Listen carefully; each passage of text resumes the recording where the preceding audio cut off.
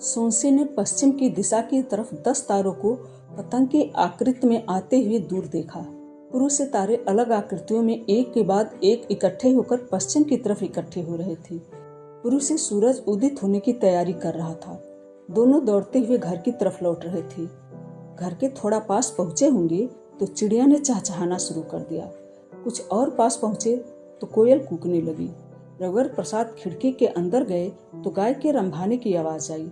सोनसी कमरे के अंदर गई तो धूप का फीका टुकड़ा बिना आवाज के कमरे में घुस रहा था।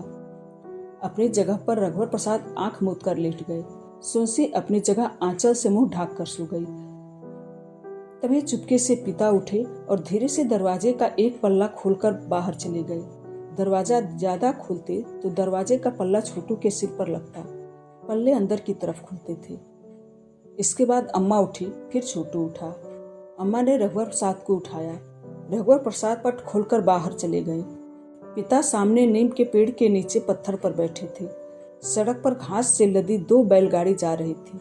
दूसरी बैलगाड़ी के पीछे एक ऊंची गाय बैलगाड़ी में लदी घास में मुंह मारने के लिए पीछे पीछे जा रही थी। गाय ने घास का एक छोटा पूड़ा खींचकर सड़क पर गिरा दिया। बैलगाड़ी वाले को मालूम नहीं पड़ा। अम्मा ने बहू को उठाया। वह जाग रही थी। सिर से आंचल को हटाकर वह उठी। अम्मा ने देखा कि बहू पोलका पहने हुए नहीं थी। अम्मा ने छोटू को बाहर रघुवर प्रसाद के पास जाने को कहा। छोटू चला गया। बहू पोलका नहीं पहनी? अम्मा ने पूछा। सुनते हुए आंचल से कंधा ढकते हुए खिड़की से कूदने को हुई तो अम्मा ने रोका। दूसरा पुलका पहन ले, रघुवर से बोल दे, वो उठा लाएगा, कहकर अम्मा बाहर आई। रघुवर देख तो अंदर क्या काम है। रघुवर अंदर गए। सोनसी ने धीरे से कहा, पोलका वहीं रह गया है, ले आओ। पहनी तो हो, आलस में रघुवर प्रसाद ने कहा। यह दूसरा है। किसी ने देखा है? अम्मा ने कहा है। रघुवर प्रसाद खिड़की से कूद गई। बूढ़ी अम्मा बैठे बैठे सीख की झाड़ू से सामने बुहार रही थी। एक हाथ थक जाता तो दूसरे हाथ से बुहारती। रघुवर प्रसाद ने भागते हुए कुछ नहीं कहा, पर बूढ़ी अम्मा ने सुना कि रघुवर प्रसाद ने कहा, बूढ़ी अम्मा बहुत मेहनत करती हो। लौटते समय रघुवर प्रसाद ने कहा, बूढ़ी अम्मा मैंने चाय अभी तक नहीं पी। बूढ़ी अम्मा ने सुना रघुवर प्रसाद ने कहा है, घंटे 2 घंटे के लिए सोनसी को काम करने के लिए बुला लिया करो। इतने में रघुवर प्रसाद ने देखा कि पुलका के बदले वे तालाब से कमल का फूल तोड़ लाए हैं।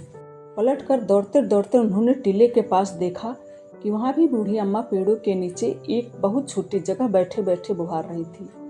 रघुवर प्रसाद ने कहा, बूढ़ी अम्मा क्या पूरा जंगल बुहारती हो?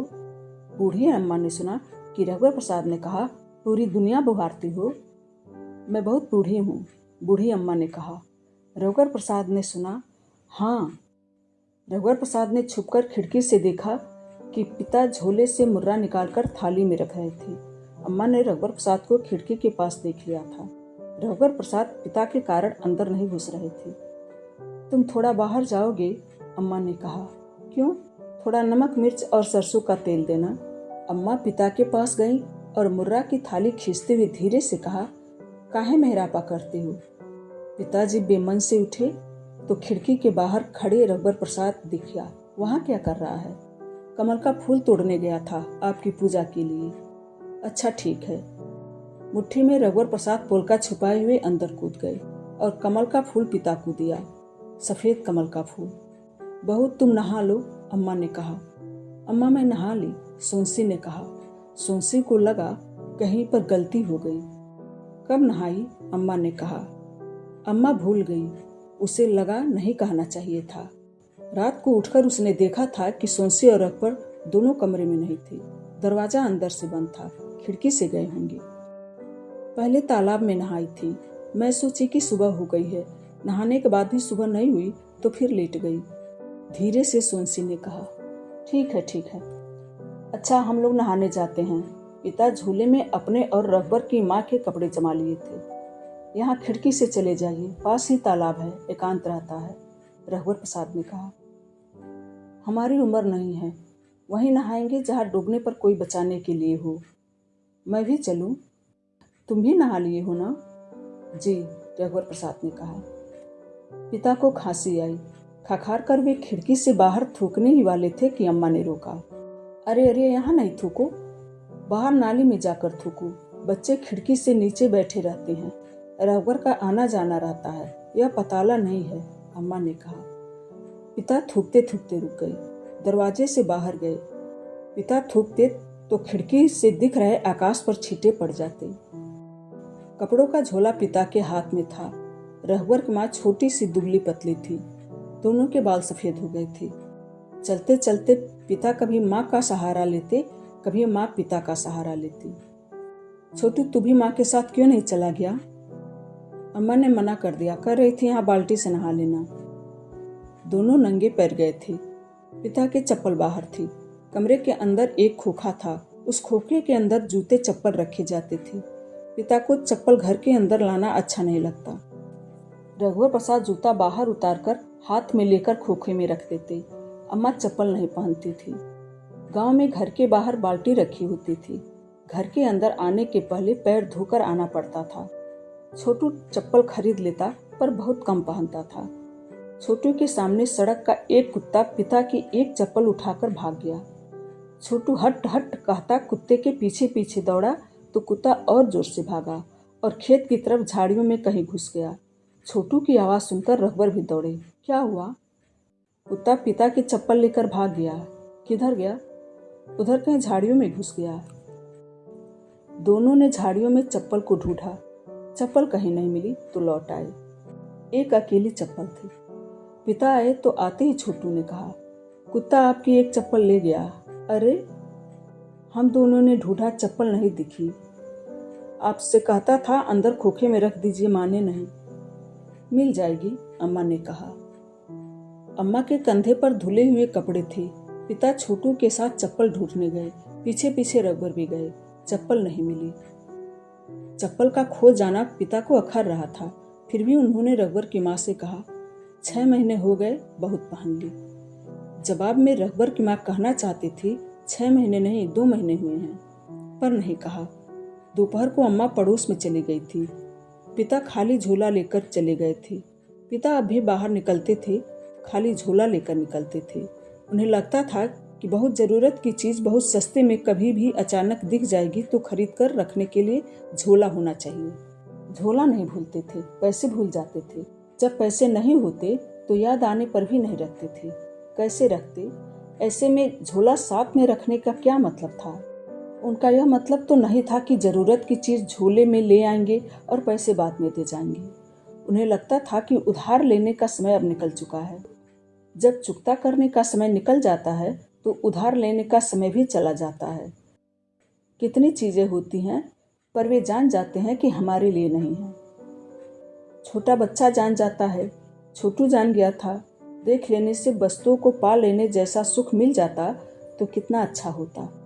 मिठाई को देखते ही खाने का सुख ऐसा होता तो दिखाने के लिए थोड़ी चीज़ें होती और सबकी ज़रूरत पूरी हो जाती। अनजानी खुशी सोच समझकर हुए दुख को भी दूर कर देती थी। रघुवर प्रसाद ने कहा, सोनसी, तुम्हारे पास पैसे होंगे, पिता के लिए चप्पल ले आते। हैं 25 रुपये, हो जाएगा? हाँ, हो जाएगा। मेरी माँ ने दिए थे, सोनसी ने कहा।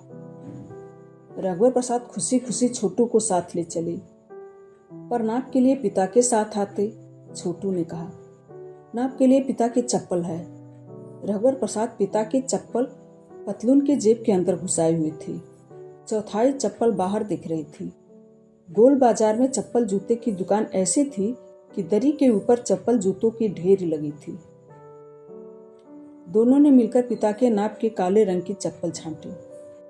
जेब में पिता की पुरानी चप्पल रघुवर प्रसाद रखे थे। नई चप्पल अखबार से लिपटी छोटू के पास थी। वह नंगे पांव थिरक रहा था। सड़क पर माचिस की खाली डिब्बी पड़ी थी। छोटू ने चलते चलते उसे ठोकर मारी।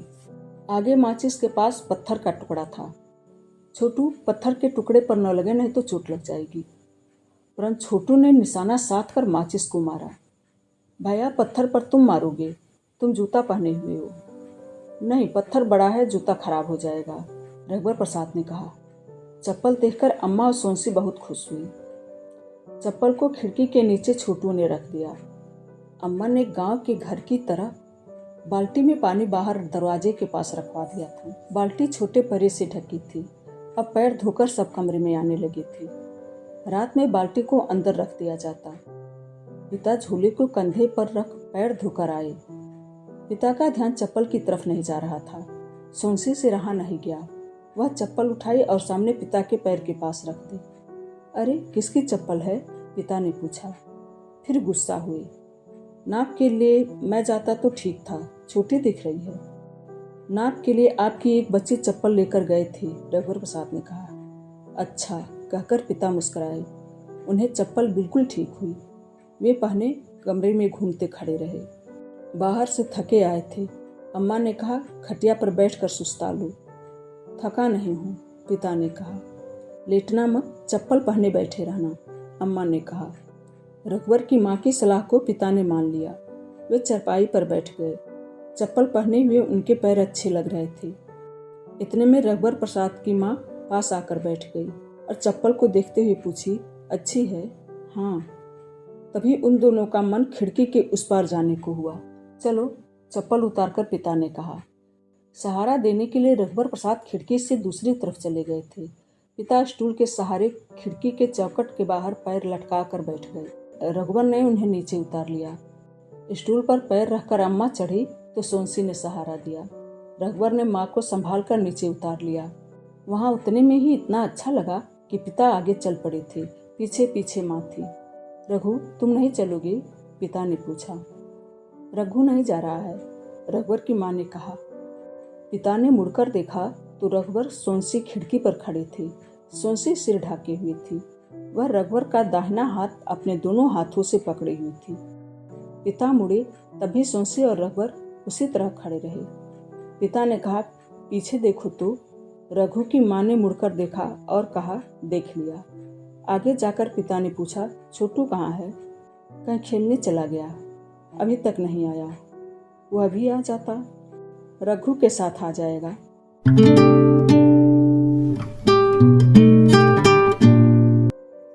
इस कहानी का शेष हिस्सा अगले वीडियो में। धन्यवाद।